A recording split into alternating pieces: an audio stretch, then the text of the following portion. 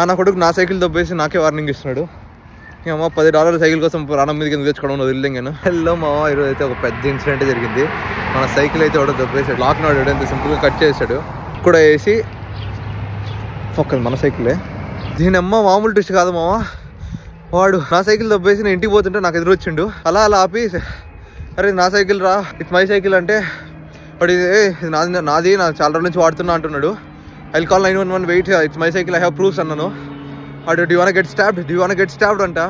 అదే నేను పొడిపించుకోవాలనుందా అంటున్నాడు. వాడు ఫుల్ వీడియో కొట్టేస్తున్నాడు అనమాట. నా సైకిల్ వెనకాల టైర్ పట్టుకొని లాగుతున్నా. వాడు పంపించట్లేదు, నేను సైకిల్ దిగట్లేదు. వాడు సైకిల్ దిగకుండా నన్ను కొట్టడానికి ట్రై చేస్తున్నాడు, చేత అలా కొట్టడానికి ట్రై చేస్తున్నాడు. ఐ విల్ కాల్ 911 అంటే డూ వాంట్ గెట్ స్టాబ్డ్ అంటున్నాడు. వాడు $10 సైకిల్ కోసం ప్రాణం మీద తెచ్చుకోవడం ఎందుకని చెప్పి లైట్ తీసుకున్నా. మీ లైఫ్ కూడా ఇలాంటి వాళ్ళు ఖచ్చితంగా వస్తారు మామ. దేశం కానీ దేశంలో ఇలాంటి రిస్క్ తీసుకోపోకండి, వదిలిదొప్పండి. మళ్ళీ సంపాదించుకోవచ్చు, మళ్ళీ కొనుక్కోవచ్చు.